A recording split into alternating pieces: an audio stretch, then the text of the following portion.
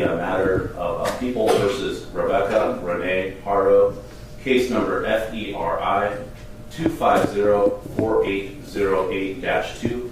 Counsel, please state your appearances. Morning, Your Honor. Jeff. Good morning, Your Honor. William Robinson for the People. All right, good morning to you all. A mother accused in a child death investigation suddenly abandoned her fight in court. Instead of facing a murder trial, she agreed to plead guilty. But what prosecutors said next stunned everyone in the courtroom. So we're here today for a preliminary hearing, but I understand that the parties have, in the interim, resolved the matter. Is that correct? That is correct, Your Honor. Yes, Your Honor. Yes.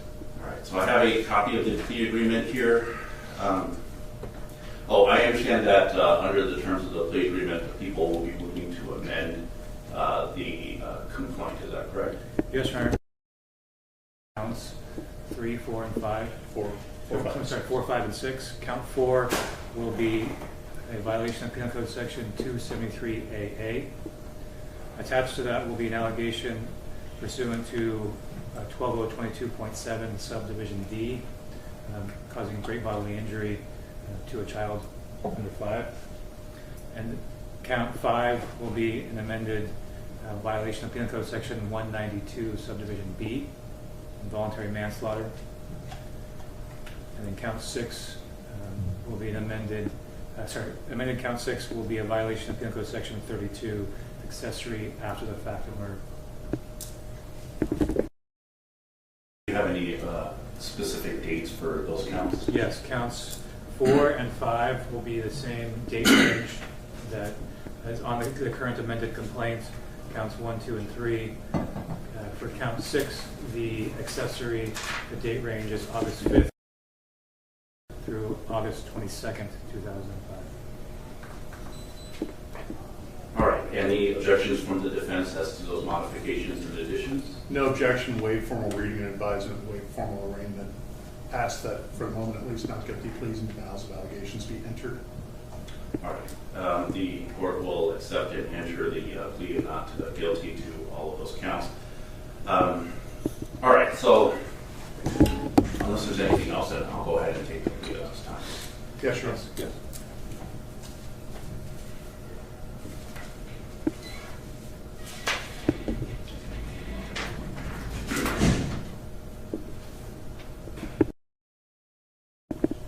All right, Ms. Haro, good morning to you. All right, so I understand that it looks like you've entered into a plea agreement with the people. Just very generally, I'm not going to go into all of the details at this moment, but I just want to make sure that you understand the general terms of the agreement. So under this agreement that you have with the people, it looks like The hearing began with prosecutors announcing a negotiated plea agreement. Under the deal, Rebecca Haro would plead guilty to child endangerment causing great bodily injury, involuntary manslaughter, and accessory after the fact. In return, the murder charge would be dismissed. you're going to be pleading to a one count of child endangerment with a violation of great bodily injury, also another count of involuntary manslaughter, and then finally one count of accessory after the fact. Together, those counts carry a total sentence under your agreement with the people of 12 years and 8 months. In exchange, among other things, the people will be dismissing the other counts against you, which includes the count for murder. I know those are not all of the details of your agreement with them, but are those the general, is that your general understanding of your agreement with them? Yes, Your Honor. All right. So I have a document here. It has some initials on the right side, as well as the back, and some signatures. Are these your initials and signatures? Yes, Your Honor. Okay. Do you understand that that this agreement goes through some of the rights and consequences of you pleading guilty today? Do you understand that? Yes, Your Honor. One is your right to have a trial, where 12 jurors will have to agree beyond a reasonable doubt that the people have satisfied their burden of proof. Do you understand that? Yes, Your Honor. And so by agreeing to plead guilty, there's going to be no trial. You waive that right to have a trial by jury, and instead you'll be sentenced by the court. Do you understand that? Yes, Your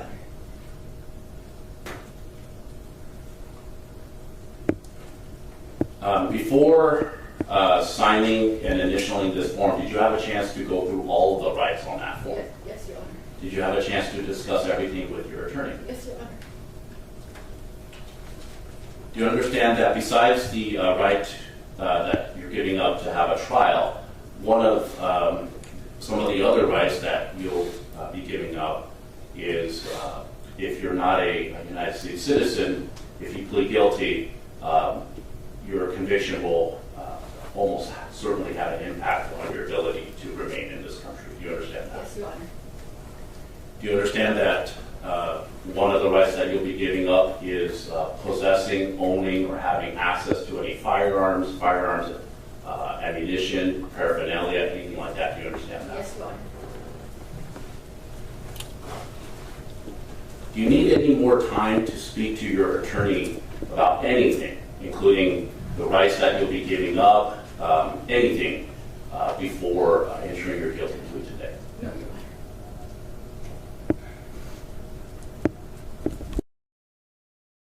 Is anyone forcing you or forcing anyone close to you, exerting any pressure on you or anyone close to you in order for you to plead guilty today? No, Your Honor. Are you pleading guilty because you did in fact do what the people allege that you have done? Yes, Your Honor.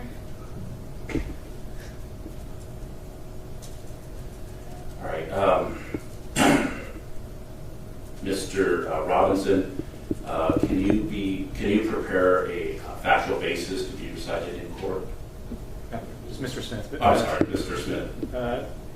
Sure. Do you want me to take a The judge carefully questioned Haro about her rights and the consequences of her plea. She confirmed that she understood she was giving up her right to a jury trial and agreed to proceed. The court then formally accepted her guilty pleas. factual basis? Yes, Ms. Haro. So I'm going to have the prosecutor right now read a factual basis, and basically what this is what they believe that they can prove if this case were to proceed to trial. I want you to be listening to everything that he's saying, because that after he's finished, I'm going to ask if you believe he can prove that the people can prove all of those things beyond a reasonable doubt if this case were to proceed to trial. And, Your Honor, I would offer a stipulation to a factual basis to the pleas that we're entering today. All right. Is that acceptable to the people stipulation?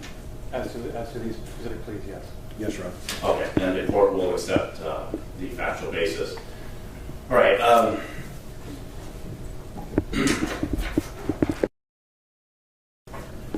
right, Ms. Haro, how do you plead to the count 4, which charges a violation of Penal Code Section 273A, subsection A, which is child endangerment, a felony? Guilty or not guilty? Guilty, Your Honor. Do you admit or deny the violation under Penal Code Section 12022.7D, which is conduct resulting in great bodily injury? Do you admit or deny that allegation? Your Honor. How do you plead to count 5, which charges a violation of Penal Code Section 192B, which is involuntary manslaughter? Guilty or not guilty? Guilty, Your Honor. And finally, how do you plead to count 6, which charges a violation of Penal Code Section 32, which is an accessory after the fact? Guilty or not guilty? Guilty, Your Honor. All right. Does counsel join? I do.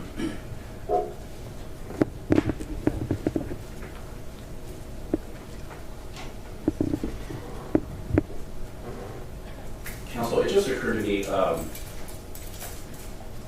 under the terms of the agreement, the defendant would also be admitting to one of the aggravated factors. Is that correct?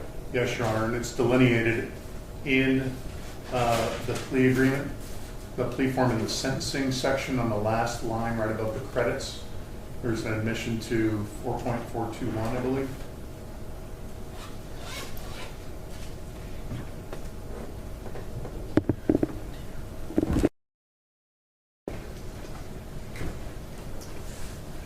And then finally, Ms. Haro, do you admit or deny the aggravating factor under California Rule of Court, Rule 4.42183, which is that the victim, baby doe, was particularly vulnerable? Do you admit or deny? All right, and counsel joins. I do. All right, so after directly examining the defendant, the court finds that the defendant understands the nature of the charges against her, the consequences of her plea, and that her plea is free and voluntary, and that she has knowingly and intelligently waived her rights. The court will accept and enter your guilty pleas and admissions. All right, and then I understand that under the terms of the agreement, the parties would like to proceed immediately to sentencing. Yes, Your Honor, we waive time for sentencing and waive referral to probation and preparation of a probation report. We request immediate sentencing for them. All right. If I can interrupt, I would like oral acknowledgement of the waiver of appellate rights, which is one of the terms in the plea deal. That is correct. I've advised Ms. Haro of her appellate rights. I've entered in with her consent, and we can confirm this orally, a waiver of those appellate rights on the back side of that form on the second page. All right, thank you.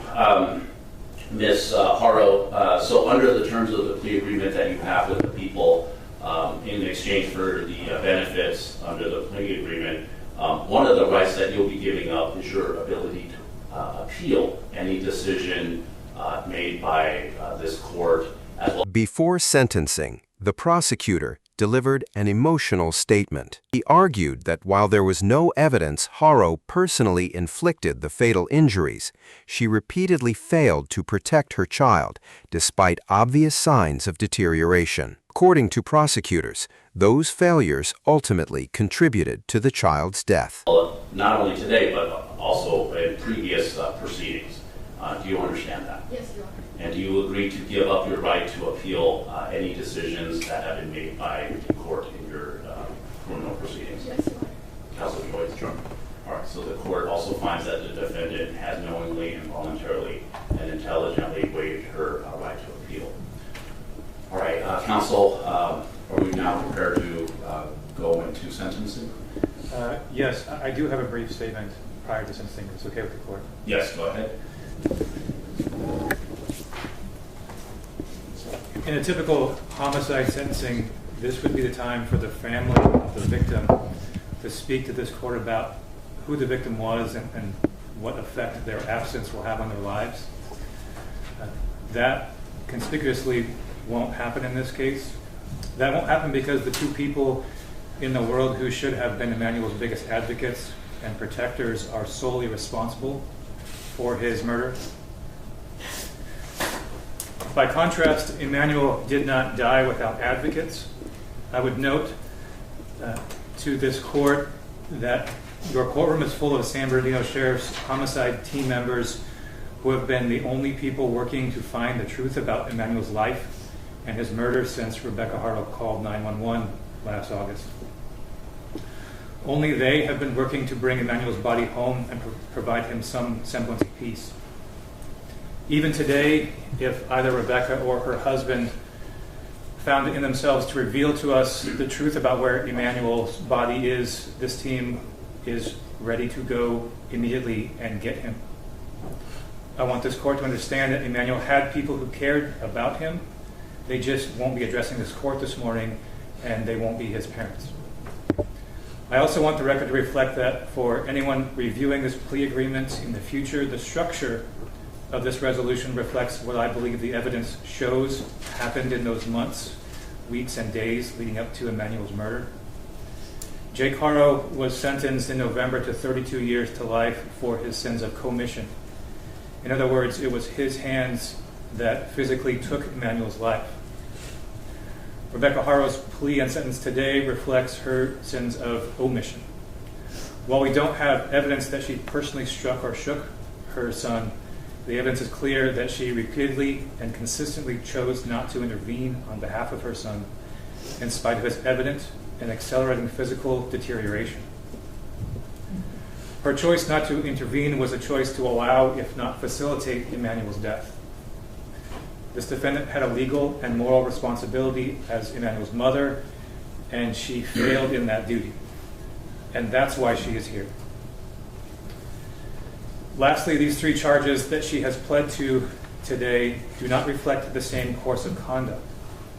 The child abuse resulting in great bodily injury to 7-month-old Emmanuel reflects her conduct in the days and weeks prior to Emmanuel's death. The manslaughter charge reflects her conduct in the moments leading up to his death, and the accessory charge reflects her conduct after Emmanuel's death, when once more, rather than act like a mother, she chose to play the victim. With that, I'll submit. Thank you, counsel. Any victim impact statements? Nothing further. All right. And have the people comply with markers? Yes. Yes. Mr. Moore, is there any statements the defense would like to make? Not at this time, Your Honor. All right.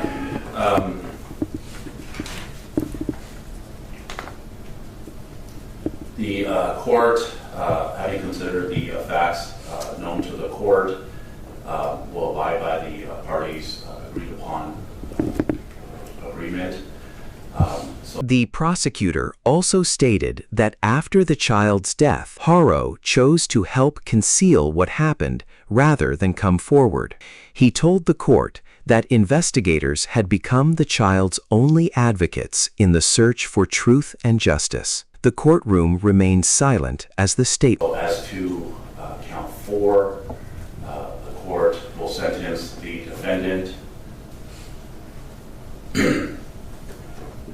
to 6 years in prison, followed by 5 years on the great bodily injury violation. As to count 5, the court will sentence the defendant to 1 year of prison.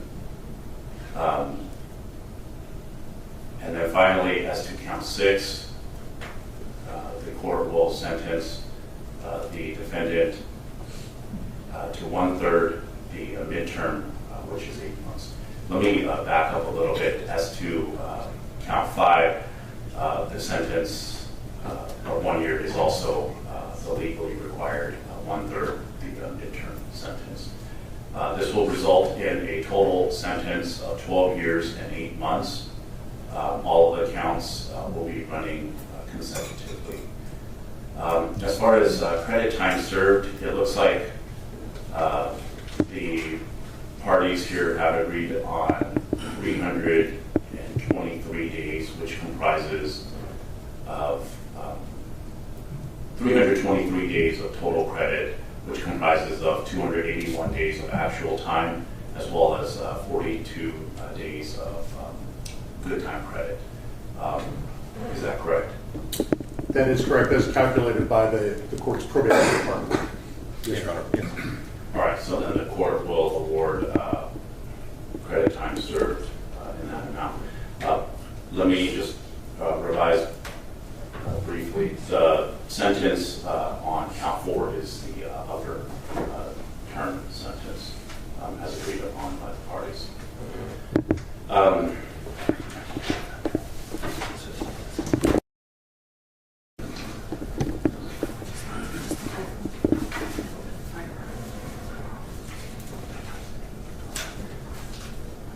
All right, so Ms. Haro, as I explained to you earlier, under the terms of the plea agreement and your conviction, you will not be able to possess or own any firearms or ammunition or any paraphernalia related to that. Do you understand? Yes, Your Honor. And the record should reflect as well as a certification from the probation department showing no firearms on state. Thank you, and I do see that in the file, and I have signed off on that as well. All right, counsel, do you, as far as fines and fees, do the parties waive reading of the fines and fees? Yes, Your Honor, and I've asked for a finding under Duenas that Ms. Haro is currently indigent due to her current status and waiving or suspending as many of the fines and fees as possible. Any objections to that from the people? None. All right, in light of the financial condition of the defendant, the court will waive whatever fines and fees that the court has the authority to do so. As for the fines and fees that the court does not have the ability to do so, I'll go ahead and impose that. Mr. Moore, do you waive reading of that? I did. Okay. I've also advised Ms. Haro of the fact that there is a to be determined amount for the restitution, which is required by law, and that she has a right to a hearing if there is any restitution ordered ultimately by this court. All right, thank you for that. So the court will impose restitution in an amount to be determined. If there's any issues with that, then the court will retain jurisdiction in order to adjudicate that. All right, and then is there a motion by the people regarding the remaining counts? Move to dismiss the remaining counts. All right, the court will dismiss the remaining count in the interest of justice upon motion by the people. Anything further from either side? No, Your Honor. No. All right, thank you all.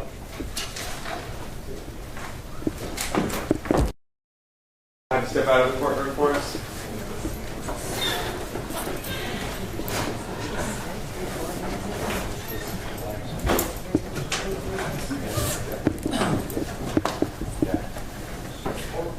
Moments later, the judge imposed the agreed sentence. Rebecca Haro was sentenced to a total of 12 years and 8 months in prison, with the plea accepted and the remaining charges dismissed. One of the case's most significant courtroom chapters officially came to an end.